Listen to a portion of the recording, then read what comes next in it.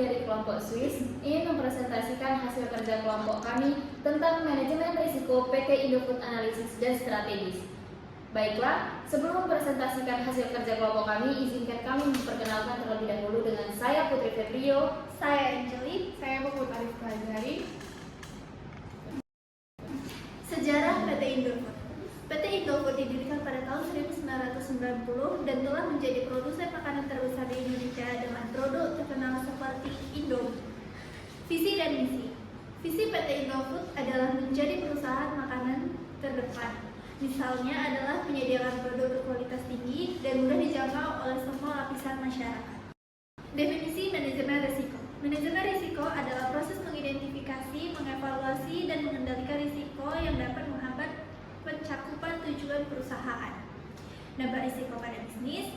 Risiko dapat menyebabkan kerugian finansial, reputasi yang buruk, dan gangguan operasional. Oleh karena itu, penting untuk diterapkan strategi mitigasi yang efektif. Jenis-jenis risiko ada 3. Pertama, risiko operasional.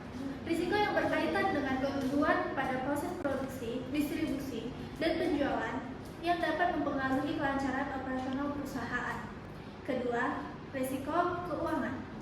Risiko yang melibatkan aspek keuangan perusahaan termasuk fluktuasi mata uang, kredit, macet, serta pengelolaan likuiditas dan investasi. Ketiga, risiko reputasi. Risiko yang muncul jika terjadi masalah yang dapat merusak citra dan kepercayaan pemangku kepentingan terhadap perusahaan.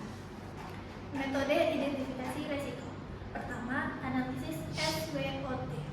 Metode ini melibatkan penilaian strength, weakness, opportunities, dan threats untuk mengidentifikasi potensi risiko dan peluang yang dihadapi perusahaan. Kedua, penelitian dan wawancara internal.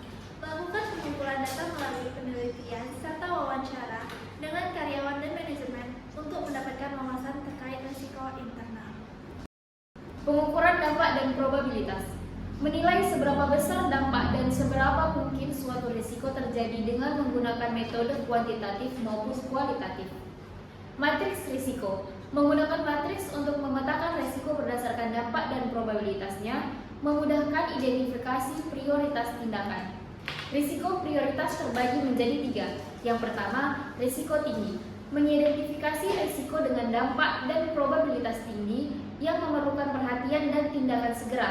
Kedua, risiko sedang. Risiko dengan dampak atau probabilitas moderat membutuhkan pemantauan dan mungkin memerlukan tindakan pencegahan. Dan yang terakhir, risiko rendah.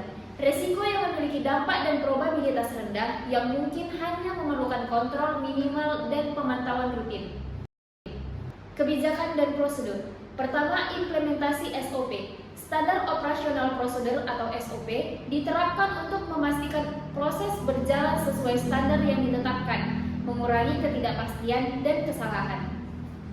Kedua, pelatihan karyawan.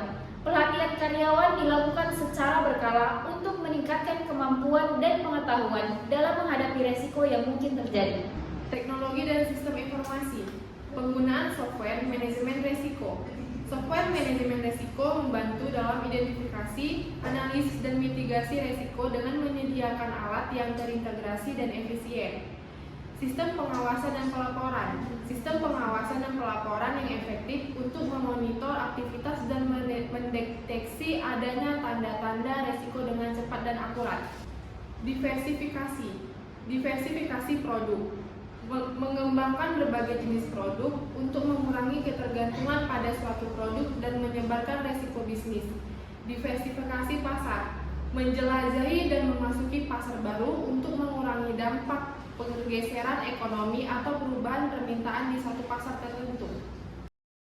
Proses pemantauan. Pengukuran kinerja. Pengukuran kinerja melibatkan pengumpulan data, pengolahan dan analisis untuk menilai efektivitas serta efisiensi dari proses yang sedang berjalan. Audit internal. Audit internal merupakan pemeriksaan independen secara berkala terhadap operasional dan keuangan untuk memastikan keputusan dan meningkatkan kesesuaian proses.